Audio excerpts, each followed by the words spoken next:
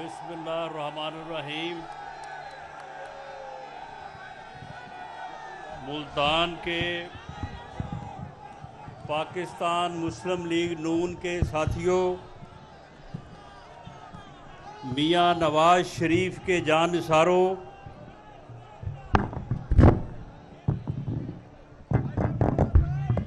आपका बहुत शुक्रिया कि आपने आज इतना ज़बरदस्त इस वर्कर्स कन्वेंशन का इनेकाद किया है।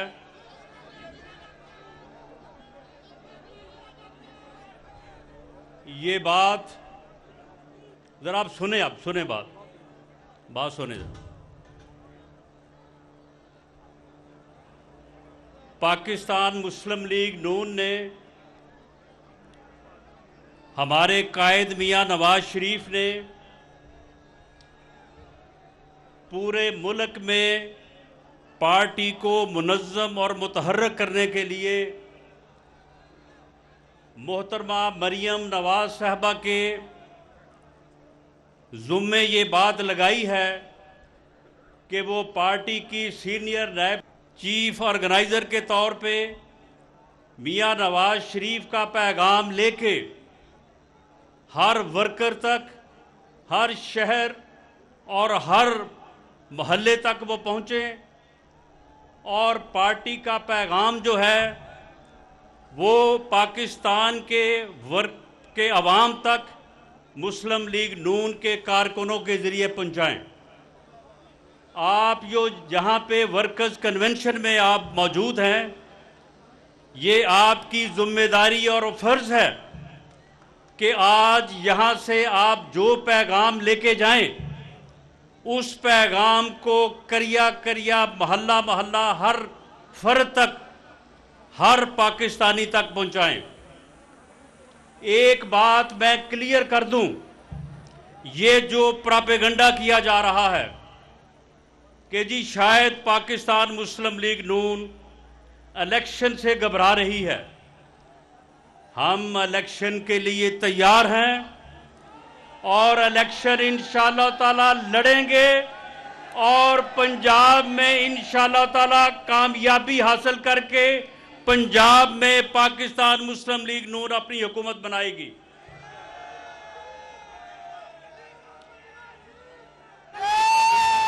अवाम को इस दौर में जब मुश्किलात हैं आम आदमी के लिए, महंगाई है, हर चीज़ में इजाफा हुआ है, महंगाई में लोगों को ये बात आप लोगों ने समझानी है कि मुल्क इस नहज पे, इस हालत में क्यों कर पहुंचा। पाकिस्तान मुस्लिम लीग नून की और मियां नवाज शरीफ की सियासत, आप 99 याद करें, आप में से बहुत सारे लोग उस वक्त पूरी तरह से होशो हवास और उम्र के इस हिस्से में होंगे कि हर चीज़ उनको याद होगी। क्या 99 में पाकिस्तान जो है वो तरक्की के उस रास्ते पे नहीं था कि पूरी दुनिया के रसायल और अखबार और मीडिया ये कह रहा था कि पाकिस्तान एटमी कुव्वत बनने के बाद पाकिस्तान एशियन टाइगर बनने जा रहा है।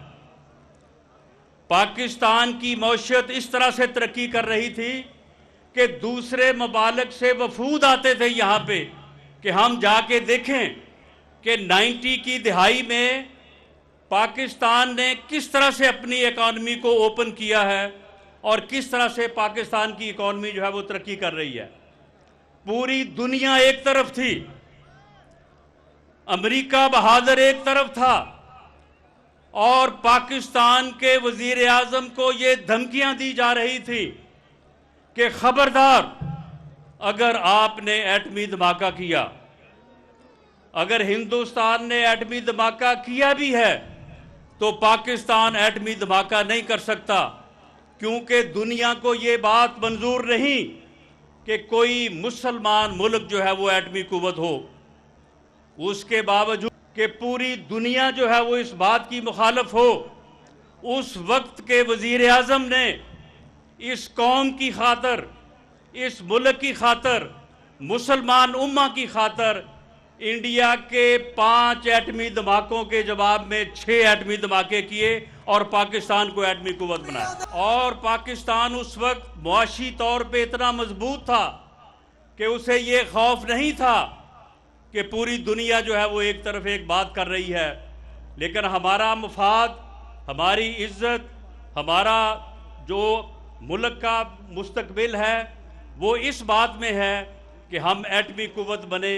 तो पाकिस्तान ने एटमी धमाके किए और 28 मई 1998 को, ठीक है, एटमी प्रोग्राम कब भी शुरू हुआ, सब ने उसमें कंट्रीब्यूट किया, लेकिन पाकिस्तान एटमी कुव्वत उस दिन बना जिस दिन एटमी धमाके हुए। और आज अगर पाकिस्तान मौजूद है और कायम है तो सिर्फ इस वजह से कि वो एटमी कुव्वत है, वरना हिंदुस्तान जो है वो हमारे हालात को देख के शायद हम पे चढ़ दौड़ता, लेकिन उसे मालूम है कि 2 एटमी कुव्वतों में लड़ाई जो है वो किसी की फतह नहीं होती, फिर दोनों की तबाही होती है। तो आज का पाकिस्तान जो है वो जो अपने पूरे कद से खड़ा है, तो वो मियां नवाज शरीफ के इस फैसले की वजह से खड़ा है कि आज पाकिस्तान एक एटमी कुव्वत है।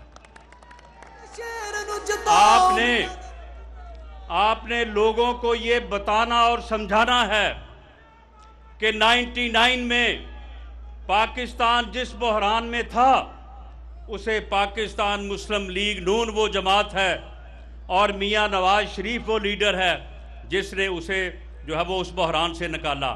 उसके बाद 12 अक्टूबर आ गया। 12 अक्टूबर आया कि जी हमने करप्शन ख़त्म करनी है। एक ही नारा हर मर्तबा कि जी हम करप्शन ख़त्म करेंगे।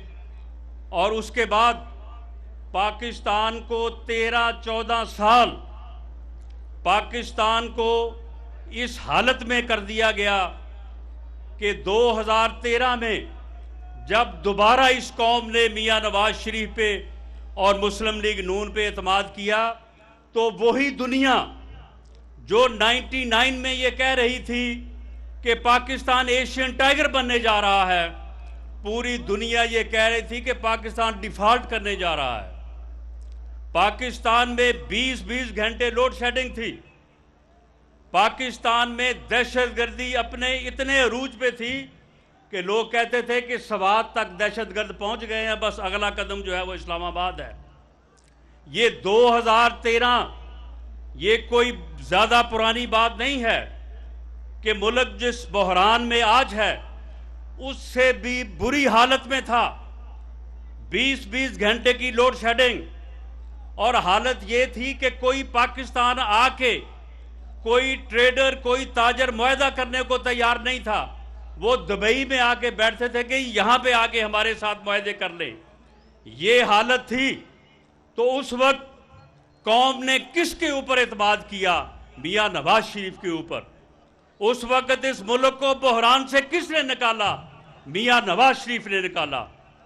और 2013 से लेके 18 तक, बल्कि 17 तक, क्योंकि जो शासें शुरू हुई उन्होंने जुलाई 2017 में ही मियां नवाज शरीफ को सिर्फ इस बात पे कि जी आप तनख्वाह ले सकते थे बेटे की कंपनी से, लेकिन आपने तनख्वाह ली तो नहीं है, लेकिन फिर भी आपको जो है वो नाअहल किया जाता है। 4 साल में ये वो किरदार, जिन किरदारों ने 2017 में ये जुल्म किया और आगे बढ़ते हुए पाकिस्तान को रोका, तो आप ये देखें कि 2017 में 20-20 घंटे की लोड शेडिंग खत्म हो चुकी थी, दहशतगर्दी का खात्मा हो चुका था। तो ये खात्मा, दहशतगर्दी का खात्मा, ये लोड शेडिंग का खात्मा किसने किया? मियां नवाज शरीफ ने किया।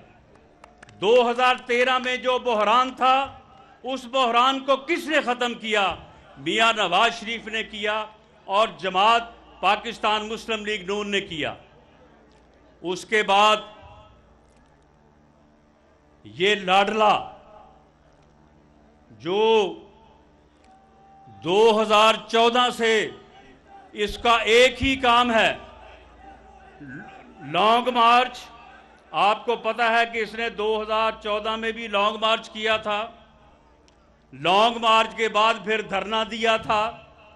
धरना दे के रोज वहां पे मियां नवाज शरीफ को पार्लियामेंट हाउस के सामने गालियां देता था और रोज वहां पे जो है वो थानों पे हमले करवाता था और वहां पे रोजाना इस किस्म की गुफ्तगू करता था कि जिसका हवाला भी नहीं दिया जा सकता। 126 दिन बाद जब एपीएस का वाकया हुआ तो उसके बाद इसको धरना खत्म करना पड़ा। लेकिन उस वक्त मियां नवाज शरीफ ने पूरी कौम को मुत्तहिद करने के लिए इस बदबख्त को खुद फोन करके कहा कि आओ बैठो, मुल्क इस वक्त मुश्किल में है, मुसीबत में है, आओ बैठो और बैठ के हम दहशतगर्दी के ख़िलाफ़ जो है वो पूरी कौम को मुत्तहिद करें। ये सूरत हाल उस वक्त मियां नवाज शरीफ ने दहशतगर्दी के ख़िलाफ़ पूरी कौम को मुत्तहिद किया और दहशतगर्दी ख़त्म की। लेकिन ये बदबख्त इंसान और इसके साथ जो इमरानी टोला है, इसने 2014 से लेके आप आज तक आ जाएं, इसने मासवाए इसके कि लॉन्ग मार्च करो, धरना दो, अब इस्लामाबाद को सील करना है, इस्लामाबाद को मैं लॉक कर दूंगा, मैं यहाँ पे आके बैठ जाऊंगा, मैं यहाँ पे किसी को निकलने नहीं दूंगा, मैं इलेक्शन की तारीख लेके जाऊंगा, मैं इंसानों का समुंदर लेके आऊंगा। इसके अलावा आप बताएं कि इसने इन 4 सालों में भी और 2014 से लेके आज तक इसने किया क्या है? अब ये कह रहा है कि मैंने जेल भरो तहरीक शुरू करनी है। बेटा तुम जेल भरो तहरीक शुरू करो, तुम्हारा इलाज मैं करूंगा। 25 मई को तुमने इस्लामाबाद लॉक करने के लिए आना था। तुमने इस्लामाबाद लॉक करने के लिए आना था, फिर तुम्हारे साथ जो हुआ वो तुम्हें याद होना चाहिए। तुमने इंसानों का समुंदर लाना था, फिर 26 नवंबर को जो तुम्हारे साथ हुआ वो तुम्हें याद होना चाहिए। और अब अगर तुमने ये कहा है कि